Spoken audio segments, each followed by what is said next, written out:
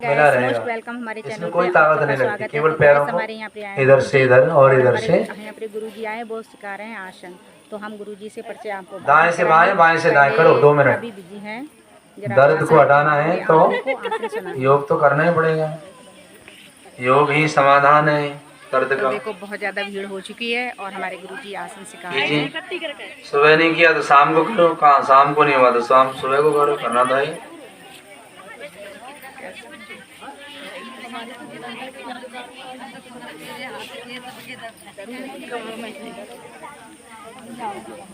ये हमारे गुरुजी करते जाइए, इनसे बाद में परिचय आपको कराएंगे। अभी देखो आसन। हेलो गाइस, हमारे यहाँ पे आए आचार्य गुरुजी, तो हम आपसे उनका परिचय करा रहे हैं क्योंकि हम आए पिंडाल में, तो यहाँ गुरुजी हमारे आसन करा रहे हैं और योगा करा रहे हैं, तो उनके बारे में हम आपको परिचय करा रहे हैं। गुरुजी बताइए अपने बारे में। जी नमस्ते जी, पतंजलि योगपीठ हरिद्वार से आए हैं और 5 दिनों का ये कैंप लगा हुआ है इस गांव में, ग्राम नंदपुर।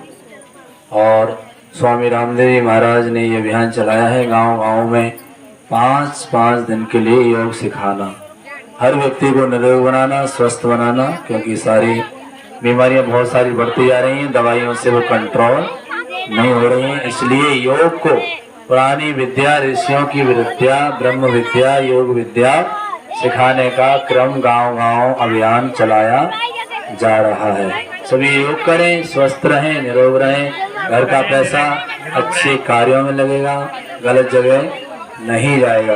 बच्चे पढ़ लिख करके बुद्धिमान बनेंगे, क्योंकि योग करने से स्मृति शक्ति बढ़ती है।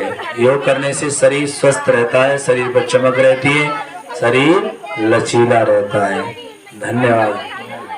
ये हमारे गुरुजी है, हम इनको 5 साल से जानते, क्योंकि हमारे यहाँ पे रहते हैं और चिड़िया चींटी चुंगाते हैं। चींटी और हम चुंगाते हाथरस जिला से हैं, सिकंदराव तहसील, गांव सिंधौली से। हम चिड़िया चींटियों का काम करते हैं, सब काम बताते हैं। पहले भजन करो, पहले भजन करो, उसके बाद में 1 रोटी गाय को और अपने माता पिता को भोजन दो, जिन्होंने आपको पूरे जीवन की कमाई दी है। इन पे इन्हें गाली मत दो, कहाँ से पैसा लाते हैं और तुम्हारी पढ़ाई के लिए देते हैं। और इनका सम्मान करो, सुबह उठो और धरती माँ के पैर छूओ, उसके बाद अपने माता पिता के। बेटा बेटी कितना भी धर्म कर लें, लेकिन इनके साथ कुछ भी नहीं जाएगा, क्योंकि अपने माँ बाप की सेवा नहीं कर रहे, वहाँ नहीं लिखा जाएगा।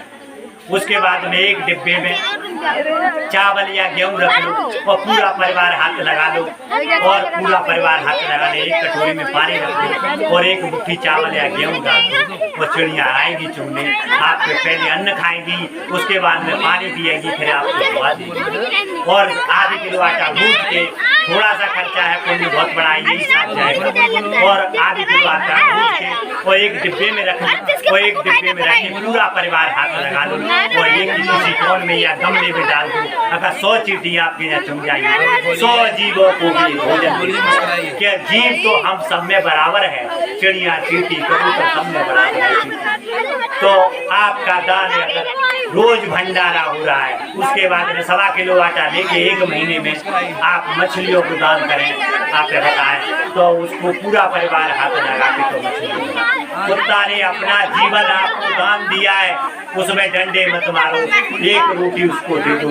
आपका बेटा आपको खेत पे छोड़ के चला आएगा, लेकिन कुत्ता आपको साथ जाएगा तो वो आपको छोड़ के नहीं जाएगा, और कुत्ता से आपका शत्रु भी खबराएगा। और ये धर्म 1 महीने में एक कोई भी संत आपके न्याय आता है या भीख भिखारी आ जाता है, तो उसको पहले आसन दो, उसके बाद में उसको जल दो, और जल देने के बाद में उसको भोजन दो, और भोजन देने के बाद में और तब उसको ज्यादा दान मत दो। अगर 1 रुपया दे के उसको विदा कर दो, और 1 रुपया भी नहीं हो तो उससे हाथ जोड़ लो। उन महात्माओं से, उन भिखारियों से डरो कि जो आपको वचन में बांध रहे हैं, और छोटा सा झोला आपके उनके हाथों में लगेगा, और जब झोला खोलेंगे आपको वचन में बांध देंगे कि झोला को भर दोगे, तो उसमें 50 किलो गेहूँ आएंगे। तो आपका पति कितनी मेहनत करके ला रहा है, उन ठगियों से दूर रहो, किसी महात्मा के वचन में मत आओ, न किसी संत के पैर छू, अपने सास ससुर के पैर छू, अपनी पति की सेवा करो, किसी के आगे मत झुको, पति के आगे माया देवी और अपने सास ससुर के आगे ये सभी संत के पैरों तले मत जाओ। उससे अगर गुरु है तो उससे कह दो गुरु जी प्रणाम, गुरु से अगर गुरु है तो आशीर्वाद यहीं से आपको दे देगा, आपका कल्याण हो जाएगा। उसके कदमों में पड़ोगे तो उसकी भी शक्ति छीड़ हो जाएगी, तो तुम्हारा उसका भी तपोबल खत्म हो जाएगा, तो तुम्हारा भी सम्मान नहीं होगा। तो किसी भी संत के आगे अपना सिर केवल कोट प्रणाम कह सकते हैं, लेकिन उसके नतमस्तक। ये मेरा माता बहनों से कहना है कि ऐसे निकलो घर से, तब ढक के निकलो, ये नहीं किस होने को नहीं बेटी। ये हिंदुस्तान की नारियां हमेशा सम्मान से रही हैं, सम्मान से रहो। सती अनुसुईया ने अपना नाम रोशन कर दिया, मीराबाई कलयुग में नाम अमर कर दिया, ऐसे लज्जावती ने अपने पति का नाम, पति को भगवान से मिला दिया। ऐसा जब तो उसका पति सही नहीं थे, लेकिन उन्होंने भगवान से मिला दिया। सती सावित्री ने अपने पति के युवराज बाबा से प्राण ले लिए, क्यों? उसके अंदर तपोबल था। सती अनुसुईया के मन में अपने पति की सेवा करती थी, तो भगवान ब्रह्मा विष्णु बच्चा बना दिए। उन्हीं माता बहनों से कहूँगा, आज भी माता बहनें हैं धर्म पे चलने वाली, वो पहले भी थी, वो भी हमेशा रहेंगी। वो उन्हीं माता बहनों का हमारे गाँव में गुरुजी आपको कैसा लगा? हमारे तुम्हारे गांव में हमें बहुत अच्छा लगा है, और आपके गांव में हमने सोचा है कि हम घूम फिर के आएंगे, घूम फिर के आके और आपको बताएं पूरा जीवन हम में इसी गांव में काटूंगा। ऐसा इसलिए मैंने पुल पे मंदिर 2 मंजिल बनवाया है, वहाँ रात में सही नहीं है रुकना, और मैं जब बड़ा बूढ़ा हो जाऊंगा तो 1 किलोमीटर को मुझे पानी देगा। इनके गाँव में मैंने मंदिर एक और बनवाया है, वो चौपला पे मुझे राम बाबू ने जगह दे दी है, उसमें मैं अपना एक कमरा बनाऊंगा, और बुढ़ापे में वहाँ होके निकल के जाएंगे। किसी भी माता बहन से कह दूंगा कि पानी दे दो तो मुझे पानी मिल जाएगा, पुल पे पानी कौन दे जाएगा बुढ़ापे के लिए। मैंने ये इंतजाम किया है, मैं अपने गाँव में कभी जीवन में नहीं जाऊँगा, मेरा कोई संबंध नहीं है किसी घर वाले से, मैंने सिम्मत दी। गुरुजी से मिलके हमें बहुत अच्छा और इनके पापा ने मुझसे कहा था कि तुम्हारे लिए मैं इसमें ही थोड़ा सा ही बनवा दूंगा ऐसा में, लेकिन उनकी इच्छा पूरी हो गई कि मैंने भीख मांग के, उनको नहीं एक भी पैसा लगाना पड़ा, और मैंने भीख मांग के बना दी। एक महारानी मैया और थी यहाँ इनके गांव में,